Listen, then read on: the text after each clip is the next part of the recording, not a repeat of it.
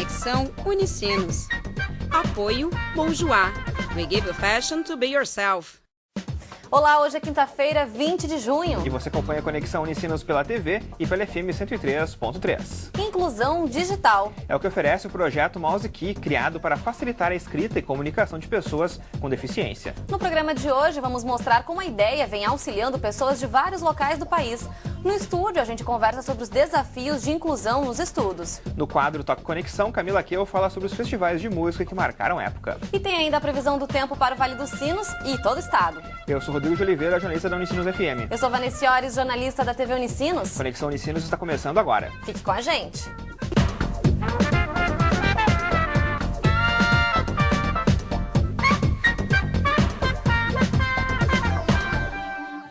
Escrever, uma habilidade que parece simples para a maioria das pessoas, pode ser um desafio para quem tem algum tipo de deficiência.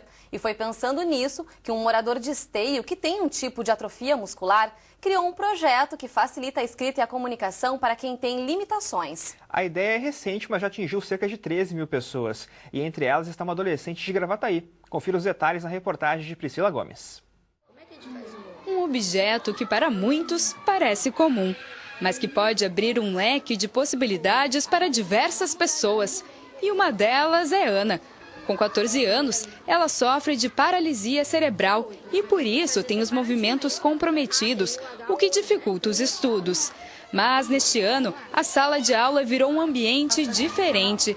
E tudo isso por conta do projeto MouseKey, um teclado virtual que facilita a escrita e a comunicação por meio do computador.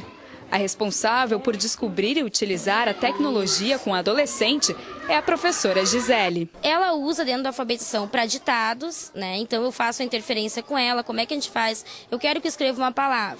Então eu vou escrevendo com ela e fazendo aquela construção daquela palavra ali com ela. Agora a gente tem que fazer o iô. O que está faltando ali? O Edson botou o que está faltando?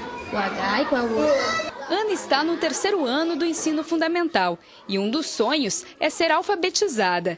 E agora, com um avanço na habilidade de montar as palavras, ir à escola ficou ainda mais agradável. Ela melhorou muito depois que ela começou a usar o computador.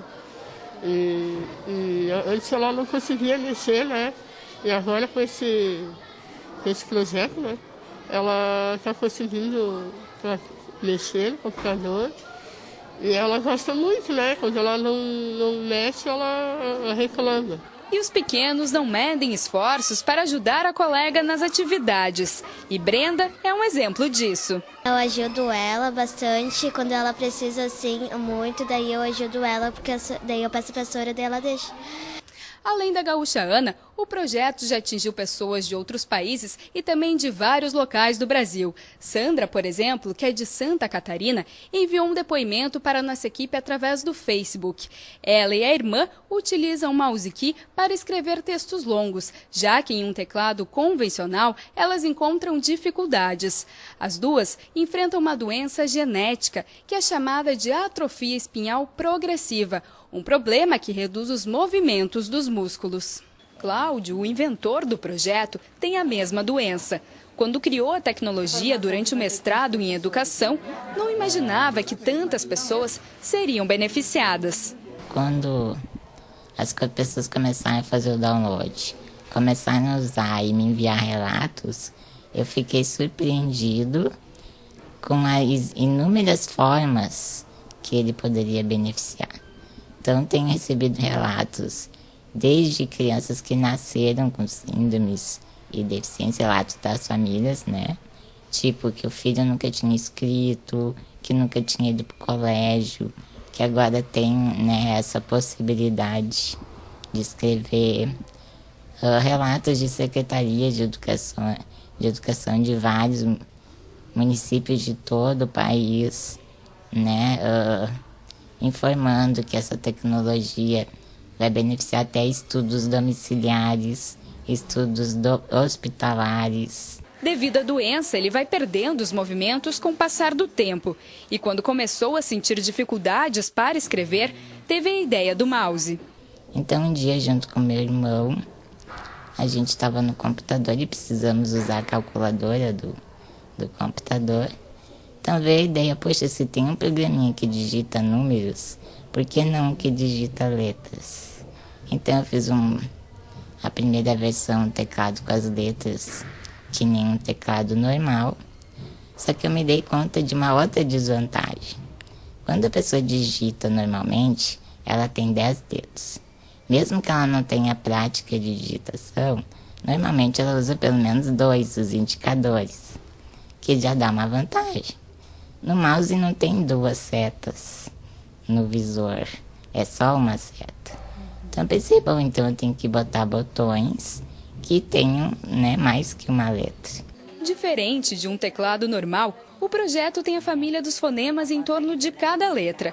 Com isso, o usuário seleciona sílabas para formar as palavras, o que diminui o número de movimentos necessários para escrever.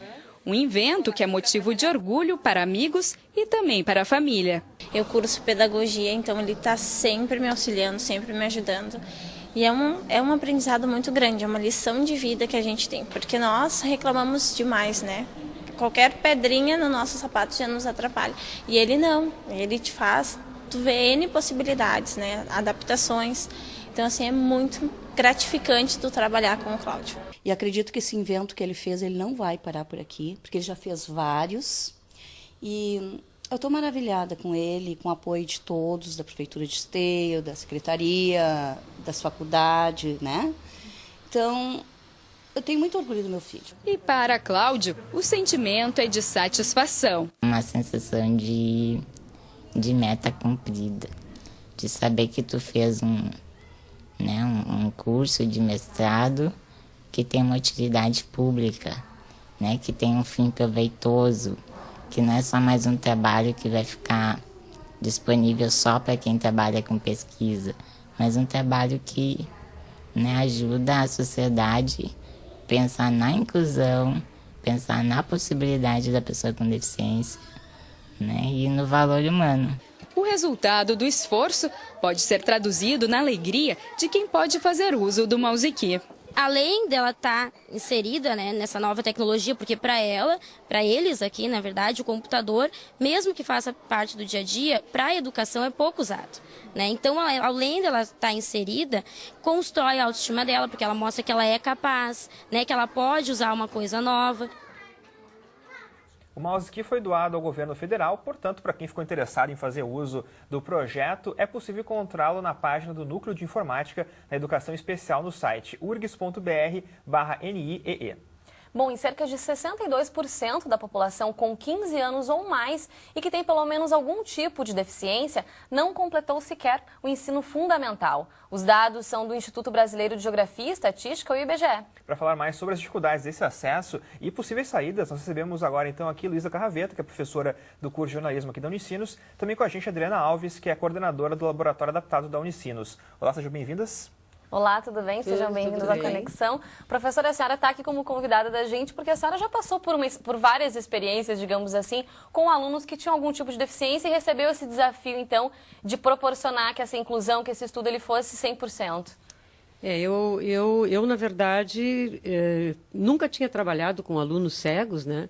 Porque muitas pessoas trabalham com alunos cegos, mas no meu caso era trabalhar com aluno cego e trabalhar a imagem. Então, era um desafio duplo, né? E eu acho que talvez assim, o que mais importante aconteceu para mim, eu acredito que eu aprendi muito mais com eles do que eles comigo. E trabalhar com aluno com deficiência, né, é um grande desafio e a aprendizagem ela é contínua, né?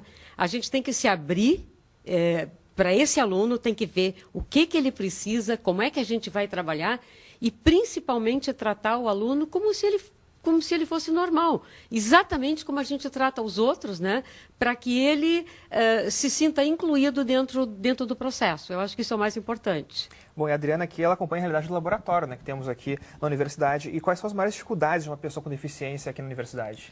Sim, geralmente os materiais assim em meio eletrônico são poucos, né? Então a gente tem que adaptar o material de aula, né? No caso os livros, os polígrafos, né? Então a gente utiliza bastante no laboratório o scanner, né? Para escanear o material. E esse material é convertido em um arquivo, né? Geralmente em Word e encaminhado para esses alunos para que eles façam a leitura, né? E a gente mostrou esses dados que são preocupantes, né? Tantos porcentos da população não ter esse acesso à educação, né, professora? Como é que a senhora acha que são as possíveis saídas para isso? O que pode ser mais trabalhado? Está faltando as escolas trabalharem melhor? Ou talvez as universidades? Como é que a gente pode analisar? Há uma discussão, né? Que muitas pessoas são contra as escolas especiais, porque existem escolas especiais que acolhem alunos com deficiência. Então, algumas pessoas são a favor das escolas especiais e outras não. Acham que deve haver um processo de inclusão natural, né? O grande problema é que muitas vezes as escolas, elas não têm preparo, elas não têm condições ou muitas vezes não querem enfrentar o desafio. Porque eu acho que com pouco de boa vontade, porque exige trabalho. Sem dúvida. Né? Então, a gente vai usar com o deficiente muito tempo, muito tempo. Então, às vezes, eu acho que é isso que acontece. Mas segundo a Camila Nunes, que foi a nossa aluna cega, a primeira que se formou aqui no jornalismo, né? A inclusão é um direito. Né? E ela sempre se colocou, ela buscou a Unicinos, e ela diz isso, né, com muito orgulho, porque a Unicinos oportuniza a inclusão. E no final do curso ela disse, eu busquei e eu encontrei. Então, essa abertura, no caso a universidade dá, então o aluno encontra, né, e eu acho que o ganho é de todos os lados, né. Esse aspecto da estrutura, né, Rodrigo, ele é fundamental, sim. Quer dizer, tem que oferecer essa estrutura para esse estudante, mas a boa vontade, como a professora comentou, acho que é o fundamental. A Priscila, quando foi fazer a reportagem, ela comentou que na escola da Ana, a garota da reportagem, tem várias outras pessoas na mesma escola que têm deficiência e a escola acolhe muito bem, a escola está conseguindo trabalhar e é uma escola pública. Então, né, a gente pode ver, então, que, enfim, eu acho que é muito mais também a boa vontade para que isso aconteça, para que isso se perpetue cada vez mais, né? E também isso é bem importante, porque quando os alunos chegam aqui, eles já passaram, né, por tudo isso. Então, quanto mais, né, recursos eles tiverem, né, durante o ensino fundamental, durante o ensino médio, quando chega aqui já é mais tranquilo, né? E esse desafio para o professor, né, professora Luísa? No seu caso, a senhora assumiu esse desafio, quis ir em frente, né? Como é que a gente pode passar isso também para outros educadores? Eu acho que a troca de experiências, né, ela é fundamental, porque eu fui vencendo etapas, né? A senhora também foi fazendo descobertas. Eu fui descobrindo, né? Então, por exemplo, quando a aluna estava fazendo o trabalho de conclusão, né? Porque eles usam o Word, eles usam o computador de uma forma muito rápida, eles assimilam. Mas a forma como o Word é para eles, como eles ouvem, ela é diferente da forma que nós usamos. Então, por exemplo, porque eu nunca corrigi o texto da Camila, mas eu dizia assim, ó, isso aqui está errado, o que tu queres dizer? Então, eu fazia uma troca com ela. Então, aí, por exemplo, teve uma ocasião que eu disse para ela assim, Camila, eu quero que tu deletes tal palavra. Né? Aí eu percebi que na hora dela deletar, ela vai deletar letrinha por letrinha, da direita para a esquerda, né? Então, tu está acostumado ali, tu simplesmente deleta. Então, tu tem que ver o que o programa tem e como é que tu vai poder trabalhar, né? Uma outra questão, por exemplo, no trabalho de conclusão, né? Era muito mais fácil para mim dizer assim, ó, ou então pedir para o laboratório, vai lá e digitaliza tais e tais textos. Aí eu fazia diferente. Eu pedia que ela fosse na biblioteca, ela ia, ela me trazia todos os livros e eu dizia para ela assim, agora eu vou ver aqui contigo o que tu acha importante para o teu trabalho. Então eu dizia, esse livro tem isso, ele tem isso, ele tem isso. Ah, pois é, isso aqui. Então ela escolhia, porque tu não pode dar para o aluno, tu tem que participar do processo junto com ele. E isso é uma aprendizagem. Oferecer essas ferramentas para que ele faça a escolha. Isso é uma né? aprendizagem. Maravilha, então. Bom, no próximo bloco a gente segue falando sobre esse assunto aqui no Conexão. É verdade. Depois do intervalo, então, continuamos o nosso assunto aqui. Fique ligado.